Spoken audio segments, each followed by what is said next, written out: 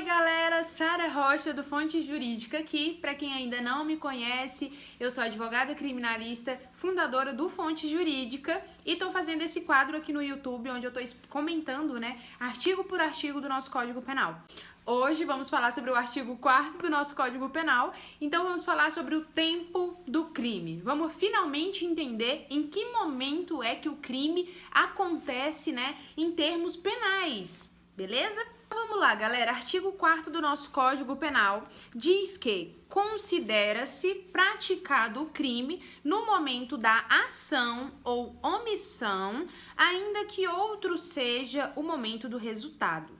Então, esse artigo 4º do nosso Código Penal, ele traz pra gente o princípio, a teoria, na verdade, da atividade. O que essa teoria quer dizer pra gente? Exatamente o que o artigo 4º do Código Penal falou, que o momento do crime se dá no momento em que eu cometo, em que eu faço a ação para cometer efetivamente aquele crime, independente do momento do resultado, beleza? Então, primeiramente, o que cabe dizer aqui é que um crime, ele se consuma somente quando eu faço algo?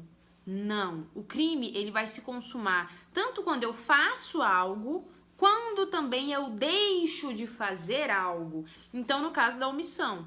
Por exemplo, eu sei que o fulano cometeu um crime, eu deveria ir lá e fazer algo, comunicar a alguém sobre aquele crime. Ou então, eu vi que alguém foi atropelado, eu deveria prestar socorro. Entretanto, eu não faço isso. Eu tô cometendo o quê? Omissão. Isso também é um crime, beleza? Então, aqui no artigo 4º do Código Penal, a gente fala que a gente vai praticar o crime tanto no momento da ação, quando eu faço algo, quanto no momento da omissão, quando eu deixo de fazer algo que eu deveria fazer, beleza?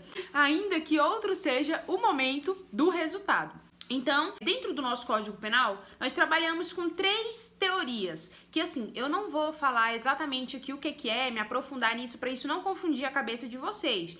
Porque, de antemão, já digo para vocês que o nosso Código Penal brasileiro, adotou a teoria da atividade, que é exatamente o que está no artigo 4º do Código Penal, que eu acabei de falar para vocês. O crime acontece no momento que eu faço algo ou deixo de fazer algo para que aquele crime ocorra. Entende? Independente do momento do resultado. Me dá um exemplo, Sara, não tô conseguindo entender. Eu vou lá e atiro na minha vizinha. Só que ela não morre no momento que eu atiro nela. Ela morre lá no hospital. Então, qual foi o momento que eu cometi o crime? O momento que eu atirei nela ou o momento que ela morreu lá no hospital? Pela teoria da atividade adotada pelo nosso Código Penal e pelo que está disposto no artigo 4º do nosso Código Penal, o momento do crime foi o momento que eu atirei, o momento que eu cometi a ação, beleza? Aí, nós temos outras teorias, a teoria do resultado, que diz que o resultado do crime se dá exatamente no momento da consumação, Então, no caso, nesse exemplo que eu dei, no momento que a vizinha morre no hospital, é que esse crime se consuma, entende? Essa é a teoria do resultado. Só que o nosso Código Penal brasileiro não adota essa teoria. Tô falando aqui pra você saber, quando o seu professor falar pra você ou cair em alguma prova, você saber que existem essas outras teorias, beleza? A última teoria é a teoria da ubiquidade, que vai falar, depende, tanto faz, às vezes é no momento em que eu cometo a ação ou omissão, às vezes é no momento do resultado, então também não é adotada pelo nosso Código Penal brasileiro, tá bom? Qual a teoria adotada pelo nosso Código Penal brasileiro para falar sobre o tempo do crime, o tempo que aquele crime ocorreu? É no momento que eu cometo a ação delituosa. Tu não esquece isso não, criatura. Não é no momento que a pessoa morre, no momento da consumação. É no momento do crime, que eu cometo o crime.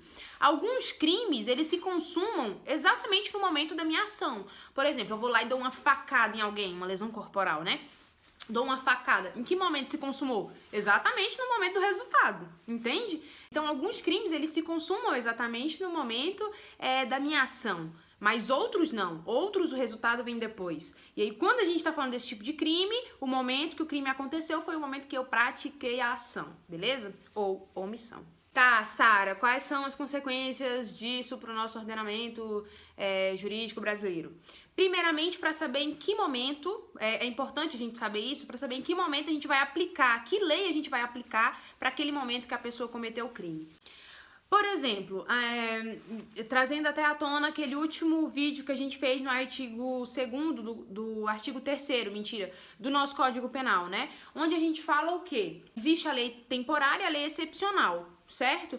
Então, como eu vou saber que lei que eu vou aplicar naquele crime que foi cometido? A lei que estava vigente no dia, na hora que eu cometi aquele delito. A não ser que, aí já voltando, né, naquela questão de retroatividade, artigo 2º do Código Penal, também tem vídeo aqui, que há outra lei, que surja uma outra lei que seja mais benéfica para aquele réu. Aí, no caso, a gente vai aplicar essa lei mais benéfica, por causa da retroatividade. E aí você assiste os outros vídeos aí pra você entender direitinho esse assunto. Quem tá acompanhando, tenho certeza que tá entendendo. Beleza, então esse é um aspecto importante. Saber que lei a gente vai aplicar para aquele crime. Porque a lei pode alterar, né? Ela é mutável. Então ela pode alterar e aí a gente vai aplicar a lei que estava vigente no momento que a pessoa cometeu o crime. Outra questão, saber se a pessoa era menor de idade ou não no momento que ela cometeu o crime. Às vezes, a pessoa, no dia que ela cometeu o crime, ela era menor de idade, então ela é inimputável, ela não pode ser penalizada. Ou então, às vezes, no dia que ela cometeu, ela era maior de idade, então ela pode ser penalizada, entende? Então também é um aspecto importante. Mas tem uma questão que eu preciso falar pra vocês aqui. Tá bom? Que é em relação a crimes permanentes e continuados. A gente não falou sobre isso ainda vamos falar sobre isso. Mas o que você precisa entender sobre esses crimes é que ele se consuma todos os dias. Mas eu não sei nem o que é crime permanente, continuado, nunca nem ouvi esse nome. Crimes que eles continuam acontecendo por um determinado período de tempo. Por exemplo, quando eu atiro em alguém, aquele crime aconteceu naquele momento. Mas um sequestro que acontece durante dias, qual vai ser o momento de consumação? E aí, nesses crimes permanentes e continuados, eles acontecem, se consumam dia após dia. Então, por exemplo, eu sou menor de idade, eu sequestrei alguém, só que na data que essa pessoa foi resgatada, eu já era maior de idade. E aí, eu vou ser penalizado ou não? Nesse caso, eu vou ser. Porque o crime continuado, ele continua se consumando dia após dia. Então, se quando ele terminou eu era maior de idade, aquilo ali já é uma consumação. Não é somente o primeiro dia, todos os dias é uma consumação. Entende? Então, nesse caso, eu sou penalizado. Olha que loucura é essa aqui. Nesses crimes continuados e permanentes, a pessoa responde pela última conduta que cometeu. Entende? Então, nesse caso, né, ela seria, sim, responsável por essa conduta. O vídeo cortou, gente, porque meu computador descarregou, tudo descarregou aqui. Então, tô voltando aqui só pra finalizar e falar pra vocês que temos a súmula 711 do STF. E ela vai falar o que pra gente? Que a lei penal mais grave, aplica-se ao crime continuado ou permanente se a sua vigência é anterior à cessação da continuidade ou da permanência. Beleza? Então, nesse caso, a gente até aplica a lei que é mais gravosa, né, ao crime continuado e permanente. Mesmo a vigência sendo anterior à cessação, né, do último ato desse delito. Beleza, gente? Só pra gente finalizar essa questão aqui do tempo do crime, é importante falar sobre prescrição. Um tema que a gente não falou aqui ainda, a gente ainda vai tratar sobre prescrição aqui, tá bom? Mas o que importa você saber aqui é que quando a gente está falando de prescrição, a teoria, lembra que eu falei que o nosso Código Penal brasileiro adota a teoria da atividade, que fala o quê? Que é no momento que eu cometo a ação ou omissão que eu estou cometendo o crime. Só que quando a gente fala de prescrição, a gente vai falar o quê? Aqui a gente vai usar a teoria do resultado. Ou seja, o resultado do crime, a consumação do crime que é o termo inicial para se contar a prescrição. Prescrição, gente, é quando um crime ele já tem tempo suficiente para a pessoa não ser mais punida por aquele delito. E aí tem vários fatores que eu não vou aprofundar aqui, vamos aprofundar no vídeo que formos falar sobre esse tema, beleza? Mas o importante é saber que o termo inicial da prescrição, a gente começa a contar a prescrição desde a data da consumação do crime e não da data em que eu cometo, tá bom? Mas por que isso, Jesus Cristo? Por que não facilita as coisas? Porque o artigo 111, inciso 1º do nosso Código Penal, afirma isso, que o termo inicial é a consumação, ou seja, adotando a teoria do resultado nessa questão específica da prescrição. tá bom? Gente, eu espero que vocês tenham gostado desse vídeo. Se gostou, curte, compartilha, se inscreve, me divulga, me ajuda aí, porque eu tô precisando muito da ajuda de vocês, beleza?